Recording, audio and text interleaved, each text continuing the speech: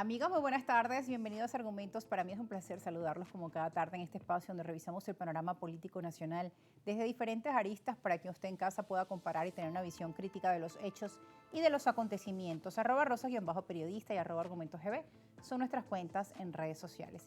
Vamos a estar revisando en el programa de hoy el panorama político, social, nacional.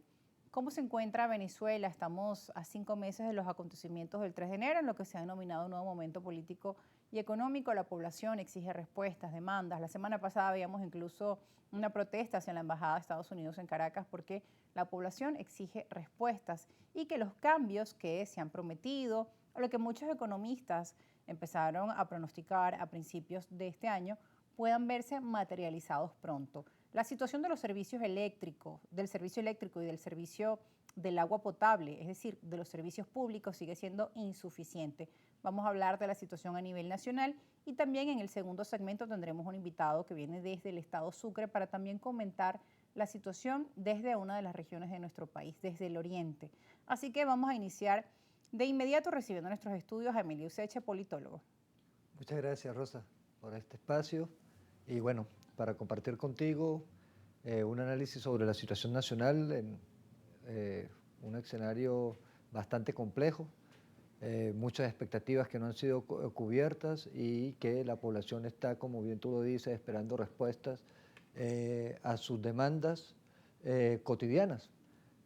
Precisamente estamos también, mañana va a haber también un paro nacional de maestros, los trabajadores están exigiendo mejora en sus salarios, lo que está recibiendo de compensación por su trabajo no es suficiente para la vida y bueno, y hay todas unas expectativas que no se han cumplido y bueno, ya estamos en un momento bastante crítico y que necesitamos respuestas.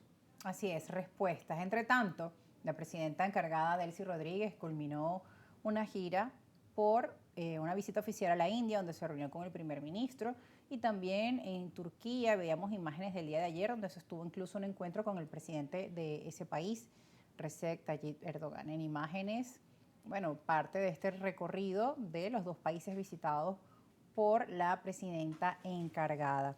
Dentro de estas visitas hay puntos que vamos a especificar sobre los acuerdos que se firmaron con India y también con Turquía para entrar un poco en contexto y luego llevar al análisis con nuestro invitado. Vamos a ir revisando.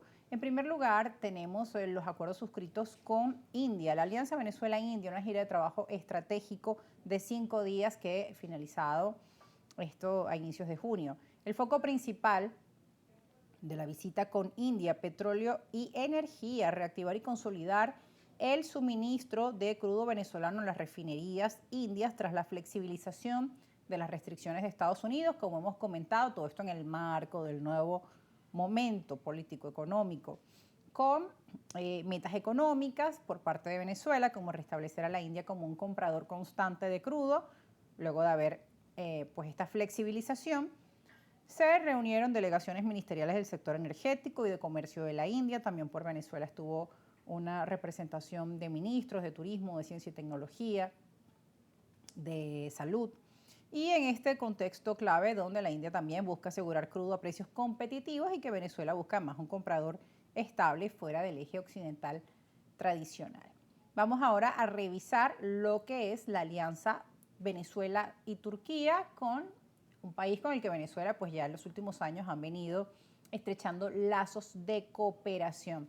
Ahora bien, la visita con Turquía, vamos a revisar parte de los acuerdos también allí firmados y veíamos además una visita de primer nivel con el presidente Recep Tayyip Erdogan, donde pues nos comentaba la presidenta encargada Delcy Rodríguez a los medios de comunicación que esto busca reforzar aún más la cooperación estratégica entre Venezuela y Turquía. Buscan fortalecer cooperación petroquímica y gasífera, diversificar mercados energéticos alternativos. También, triplicar el comercio bilateral, ya que se acordó celebrar en noviembre una comisión mixta de cooperación y una feria empresarial de Turquía en Caracas. La reunión con el presidente del país, el ministro de Energía turco, fue uno de los puntos fundamentales de la agenda para dar continuidad a los acuerdos petroquímicos de 2024, elevando el rango político de la relación bajo la gestión de Rodríguez. Decía la presidenta encargada y también algunos de los ministros a través de sus cuentas en redes sociales, que esto busca traer soluciones a los problemas que hoy tiene Venezuela. Desde su punto de vista, el balance de esta visita.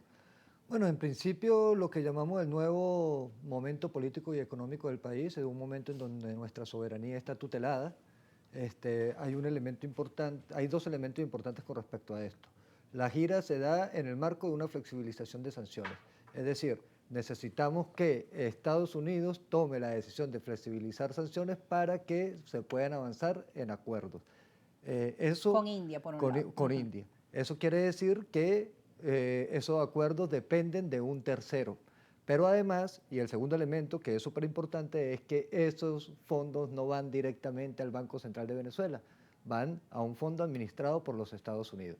Entonces, allí hay un tema, que es más o menos como lo decíamos en el programa anterior al que me invitaste, que hablábamos también de aproximadamente 2.000 millones de dólares que había anunciado los voceros del gobierno de los Estados Unidos, que ya se había hecho efectivos en el negocio petrolero y en la venta de oro. ¿Dónde está ese dinero? Los venezolanos tenemos la forma de saber cómo se administra eso. No lo tenemos. No. Decía Marco Rubio, el presidente Trump, que pues han comprado petróleo como nunca antes y que los venezolanos deben estar muy bien. Incluso llegó a decir el presidente Trump que los venezolanos deben estar o están en las calles bailando por la cantidad de dinero que entra a Venezuela producto de las ventas. Bueno, esto lo que evidencia es un desconocimiento de la realidad del pueblo venezolano, pero sobre todo lo que se evidencia es que en la agenda de los poderosos no está la agenda social y no está la agenda del pueblo de Venezuela. Y bueno, y es una evidencia de la tragedia histórica que vivimos. Hemos perdido nuestra soberanía, hemos perdido nuestra república. Y que choca con las expectativas que tenían muchas personas, tanto pues de la oposición como... No, y los extremos se juntan. Claro. Los extremos se juntan. Hoy los extremos que están planteando una política, toda la política la están planteando en el marco de un tutelaje. O sea, por ejemplo, las elecciones en Venezuela no la determina la Constitución ya, la determina el anuncio o lo que decida Marco Rubio. Incluso estuvimos escuchando declaraciones de María Elvira, la senadora de los Estados Unidos, diciendo de que las elecciones serían para el 2027 o 2028. Sí, les preguntan los periodistas a ellas como si fueran voceros oficiales, eso llama la atención. Sin embargo, desde Venezuela, pues también el Ejecutivo ha respondido de forma tajante que hay que realizar otros cambios, por ejemplo, dentro de la Asamblea Nacional. Claro, es que el problema es que la soberanía se vio vulnerada el 28 de julio. O sea, ¿qué es la soberanía? ¿En qué descansa la soberanía? En la voluntad popular. La voluntad popular reivindica la Constitución. Nosotros tenemos una Constitución que valoramos y que defendemos en el 99. ¿Qué dice nuestra Constitución? En el artículo 233 habla claramente de la falta absoluta del presidente. Evidentemente hubo un artificio jurídico legal, el Tribunal Supremo de Justicia dice que no hay una falta absoluta, sino una falta forzosa, y eso entonces nos genera... Porque es primera vez que además vivimos una situación como esta. Exacto, entonces estamos en un limbo, digamos, del derecho internacional, porque el derecho internacional fue violado también, porque el hecho y la acción del 3 de enero también fue una violación del derecho internacional y fue una violación de la soberanía. Y entonces, ante eso, lo responsable debería ser convocar a la Constitución. Debería ser convocarnos todos a rescatar nuestra soberanía en el marco de la Constitución, y si se van a hacer acuerdos con los Estados Unidos, que deberían de hacerse, y con todos los países del mundo con los cuales nosotros podemos hacer acuerdos, pues que sean en el marco de la Constitución y que los venezolanos sean no solamente garantes de esos recursos, sino también que sean beneficiados de los recursos que nos pertenecen a todos los venezolanos. Porque al final es la riqueza que está en nuestro territorio y nosotros como venezolanos tenemos derecho a saber qué se está pasando y cómo se está administrando nuestra riqueza. Porque al final es como cuando se tiene una empresa, ¿no? Nosotros le elegimos a unos administradores para que esos administradores gestionen la empresa, pero bueno, hay unos dolientes y unos accionistas que necesitan saber cómo se administran esos recursos. Y la verdad es que cuando vamos a un hospital o cuando vamos a, o bueno, el problema que tenemos en el sistema Sí. eléctrico y todos los sistemas públicos, que es producto y evidencia de una falla estructural del sistema en Venezuela. Si bien no hay unas protestas, digamos, masivas por la situación económica o con los servicios públicos, lo cierto es que la población ha venido haciendo reclamos, incluso en la Embajada de Estados Unidos, con una movilización y también a través de sus cuentas en redes sociales. Vamos a ir a la pausa, pero al regreso seguiremos conversando porque también vimos al encargado de negocios recorriendo los hospitales y mostrando algunos de los insumos que ha traído Estados Unidos. A la pausa y ya regresamos con más, no se aparten.